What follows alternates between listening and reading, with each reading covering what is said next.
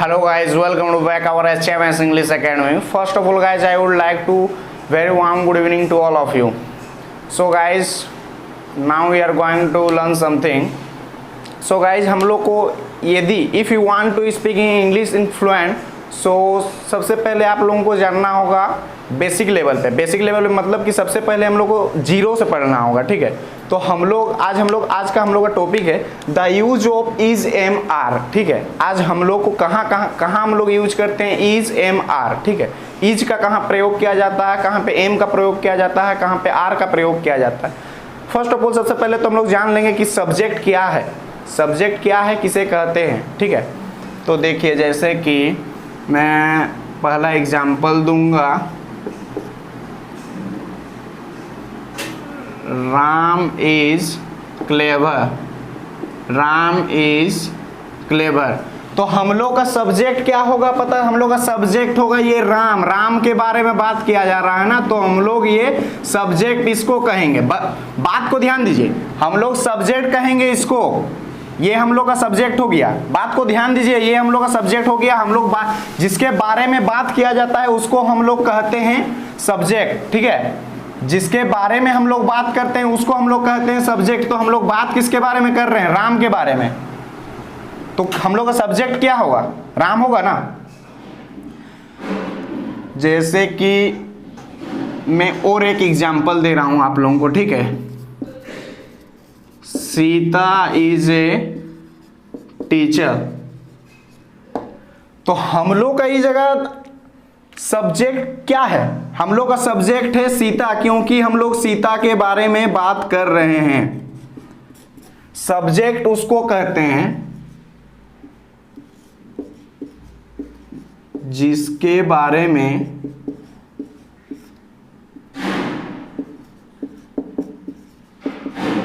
बात किया जाए उसको हम लोग सब्जेक्ट कहते हैं। आप लोग जान लीजिए कि हम लोग का सब्जेक्ट क्या क्या है, ठीक है।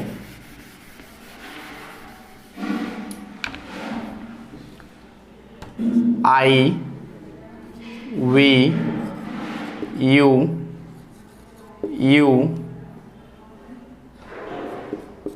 he, she, it, this, that, they, these, those, Ram, Shyam and Sita.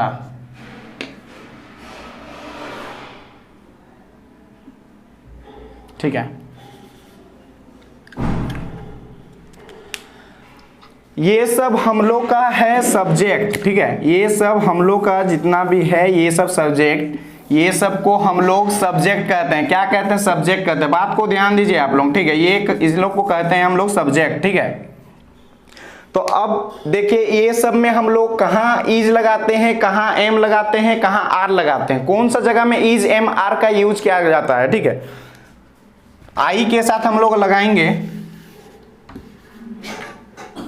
M, we के साथ लगाएंगे आर, यू के साथ लगाएंगे आर, यू के साथ लगाएंगे आर, ही के साथ लगाएंगे इज, सी के साथ लगाएंगे इज, इट के साथ लगाएंगे इज, दिस के साथ लगाएंगे इज। अब देखिए हम लोग दे के साथ लगाएंगे आर, दीज के साथ भी लगाएंगे आर, दोज के साथ भी लगाएंगे R. Any name, any one name, एक नाम है तो हम लोग यहाँ लगाएंगे इज।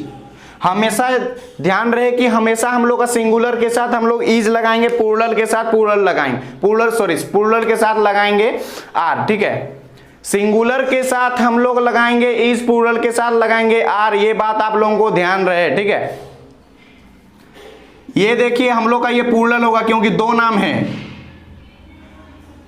टू और मोर देन टू, टू और मोर देन टू, दो या दो से अधिक, दो या दो से अधिक रहे तो वो प्लूरल कहलाएगा। ठीक है, तो इसके साथ हम लोग लगाएंगे क्या, आर लगाएंगे, क्योंकि ये प्लूरल, ये अब पहचान हो रहा है, देखिए ये प्लूरल, क्योंकि इसमें दो नाम है। ठीक है, इसमें एंड है, इसी में आप समझ जाइए कि और एक नाम है। ठीक है, तो सब्जेक्ट हम लोग कहते हैं इसी, तो मैं एक दो एग्जांपल दे देता हूं, अब हम बता दूंगा। अब मैं बता देता हूं आप लोगों को कि पॉजिटिव सेंटेंस, नेगेटिव सेंटेंस, ठीक है, और इंट्रोगेटिव और WH क्वेश्चन। ठीक है, का हो जाएगा। ये जो पॉजिटिव सेंटेंस है, पॉजिटिव सेंटेंस में ये मैं आप लोगों को बताया था थोड़ा देर पहले कि हम लोग का सब्जेक्ट हो जाएगा ये आई सब्जेक्ट है। ठीक है, उसके बाद जो हेल्पिंग वर्ब है ये एम। ठीक है, अब जो नाउन है ये आएगा टीचर। ठीक है, पॉजिटिव सेंटेंस क्लियर है ना, पॉजिटिव सेंटेंस। अब होगा हम लोग का नेगेटिव सेंटेंस। नेगेटिव सेंटेंस में क्या होता है, देखिए नेगेटिव सेंटेंस में सेम वही पॉजिटिव रहता है, बस ये नोट आ जाता है, ये हम लोग का नेगेटिव कर देता है। ये नोट जब आ जाता है सेंटेंस में तो हम लोग को नेगेटिव कर देता है सेंटेंस को। ठीक है, तो नेगेटिव सेंटेंस में सब्जेक्ट, वही एग्जांपल लेते हैं, I am not a teacher.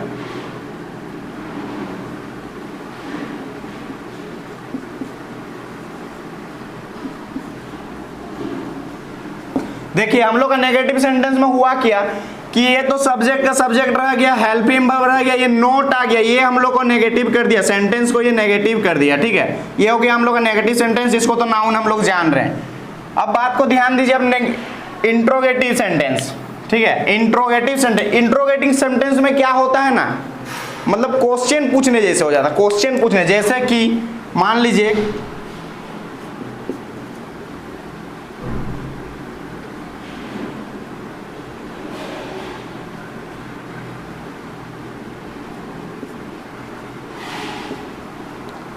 M I a teacher, question mark लगेगा, ध्यान रहे। ठीक है, क्वेश्चन मार्क रहेगा, एम आई ए टीचर, क्या मैं शिक्षक हूं। इसमें ये होता है कि जैसे कि I am not a teacher, इसको ध्यान दीजिए, आई एम ए टीचर। ठीक है, इसमें क्या होगा कि इसको लात मार के बाहर ले आना है, यहाँ एम लगा देना है। ठीक है, तो वही बात हो रहा है, यहाँ एम लगता था, अब यहाँ एम लग रहा है, यहाँ से लात मार के बाहर निकाल दिया गया यहाँ। ठीक है, एम आई ए टीचर, ये हो जाएगा हम लोग का हेल्पिंग वर्ब, ये हो जाएगा हम लोग का सब्जेक्ट, फिर ये हो जाएगा हम लोग का नाउन। ठीक है, अब देखिए इंट्रोगेटिव नेगेटिव सेंटेंस, ये भी क्वेश्चन पूछने वाला ही सवाल है। ठीक है, ये भी क्वेश्चन पूछने वाला ही सेंटेंस है। ठीक है, लेकिन इसमें क्या हो गया कि इसमें ये नोट आ गया, ये हम लोग का इंट्रोगेटिव सेंटेंस को इंट्रोगेटिव नेगेटिव सेंटेंस कर दिया गया। ठीक है, तो हम लोग का सब्जेक्ट ये हो जाएगा हम लोग का